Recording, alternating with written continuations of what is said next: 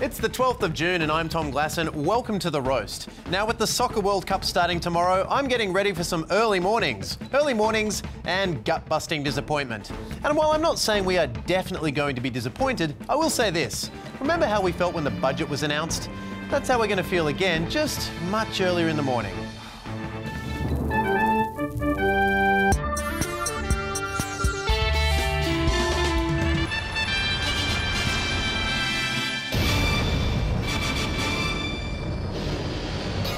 Tonight, Joe Hockey defends his budget and the Socceroos defend their title as the guys who are just happy to be invited.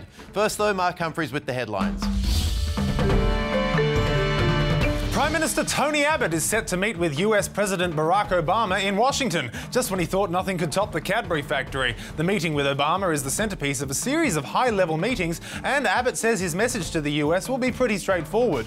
I will be indicating to the President that Australia is a very reliable friend. Yeah, we'll pick you up from the airport, help you move, and send thousands of troops to risk their lives in your war. And Australia's friendship with the US is sure to be strengthened with the gift of a surfboard, aka Abbott's solution to rising sea levels. And of course, the gift fulfills Abbott's election promise of providing every foreign dignitary with a surfboard. While Obama and Abbott have opposing views on climate change, Obama did applaud Australia's efforts to reduce gun crime in the wake of the 1996 Port Arthur massacre. Australia just said, well, that's it, we're not seeing that again, and basically imposed very severe, tough gun laws, and they haven't had a mass shooting since. Not surprisingly, the National Rifle Association is concerned by these remarks and issued this statement.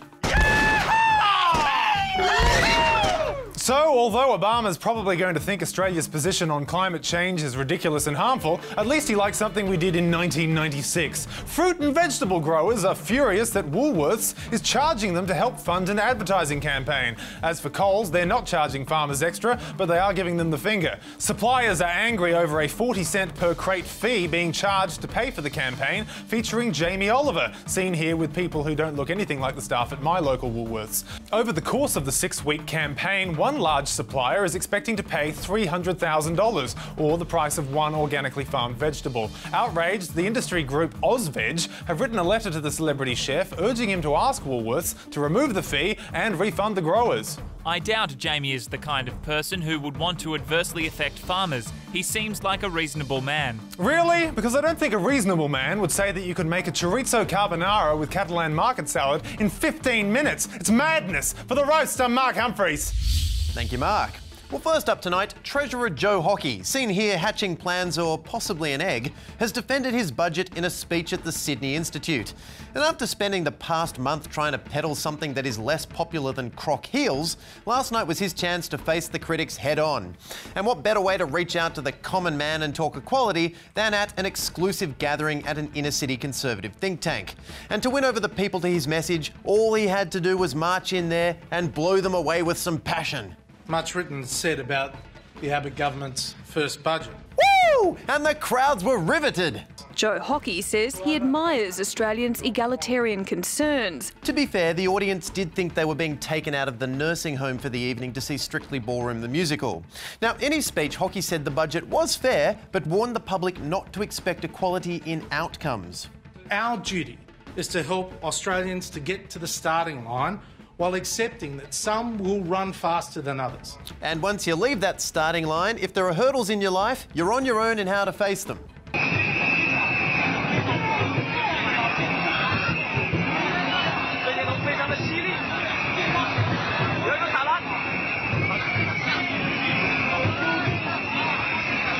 In that guy's case, the hurdles were actual hurdles, as distinct from everyday hurdles like poverty and unemployment. If only there was something the government could do to help, like adjust taxation and welfare levels. Striving to achieve equality is not the role of government to use taxation and welfare as a tool to level the playing field. Yeah, poor people should take responsibility for levelling their own damn playing fields with their own damn groundskeepers and garden staff. And despite the fact that a study by the Australian National University found lowest income workers would suffer the most pain from the budget, Joe Hockey insists that a just and fair society must not seek to penalise those who aspire to be better. Exactly, because everyone knows it's the fear of taxes that stops working class people from aspiring to be wealthy. Budget's a lot of balls. Here's a mail, Dad. Thanks, son. Bill. Overdue. God. Bill. What's this? Dear Mr. Grimsby, we're pleased to inform you that your son has been accepted into the New York City Ballet.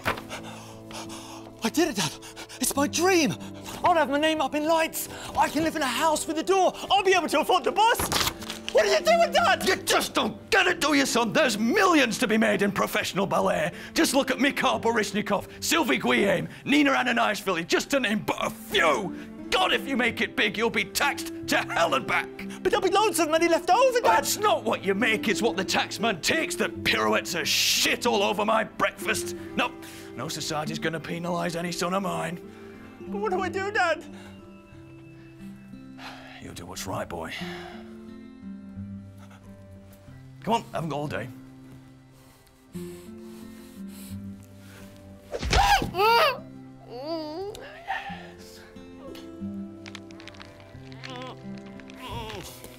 That's my boy. Being rich is a curse. There'll be no more aspirations from you, you little bastard. Mr. Grimsby is right. Being rich is really, really hard. It's probably why Joe Hockey didn't want to burden all those poor rich folk anymore with his budget. We'll be right back. Have you ever aspired to be wealthy? Are you wealthy now? Why not? If you aspire to be wealthy, what's standing in your way? Is it lack of government support and poor social mobility? Maybe you should aspire harder, lazy pants. We'd love to hear about it at The Roast TV or hashtag RoastTV. Well, the 2014 FIFA World Cup kicks off tomorrow morning, so get out your vuvuzelas and throw them away because they're horrible and have been banned from every single game. That means it's time to bid farewell, though, to the sweet South African sounds of... and say hello to the soothing Brazilian rhythms of the cachirola.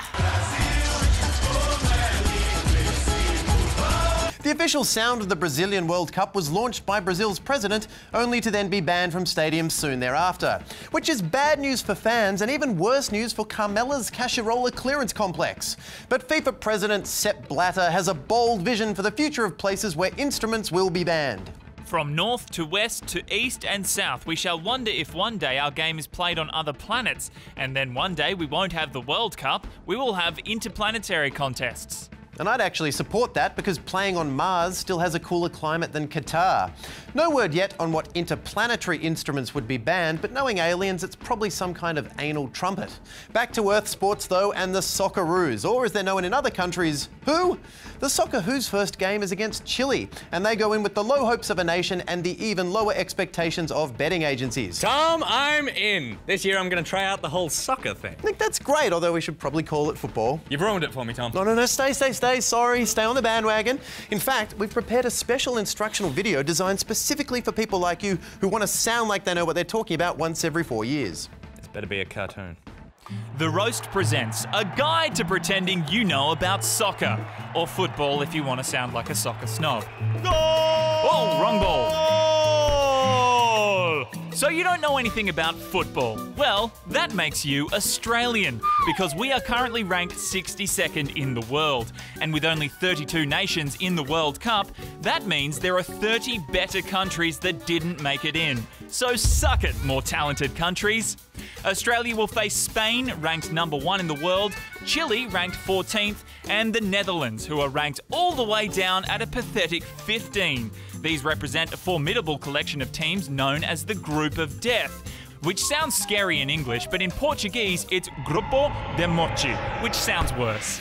But how do you tell these soccer footballers apart? Well, America's coming as a team of Pepsi cans, Netherlands is in orange, which we hear as the new black, Portugal has red stripes to make them go faster, while all these guys ran out of ink at the printers. Embarrassingly, Brazil and Australia turned up in the same outfit, so unless one of them changes, how will you spot Australia? Well, they'll be the ones trying to score a wicket, then scrambling to exchange jerseys with the more famous players at the end of the match, at which point you can turn to your friend and say, "What about that ref?" And he'll spend the next 10 minutes ranting about a bullshit decision that was totally bullshit apparently. So congratulations! You're now ready to watch us lose the World Cup. Right, so we can't win. Oh, no, we might win. Ah. The coin toss at the start of the match, although even that's unlikely. All right, well, is there anything else I need? Yes, we've prepared a special Socceroos supporters pack. First up, the Australian jersey, of course, with the tag ripped off so no one knows you bought it today. Yeah. Next up, the patented Socceroos nap goggles for when we play defensively and you want to take a little nap but don't want your friends to know. And of course, the most important item for any Socceroos fan, the jersey of your second team to use once we get kicked out. Do you happen to have a tenuous connection to another country? Nick? My mother's 1/16th Brazilian on her mother's side. That's perfect. We'll just cross out the Australia symbol there, call it Brazil and name you Nicolo Riccardio. Ooh, okay, well, I'm all set. What time do I tune in for the first match? 5 a.m. tomorrow morning. Oh, that. Good night. 5 a.m, Tom. What, are they playing in the dark? It's the other side of the world, Nick. It's pronounced Nikado.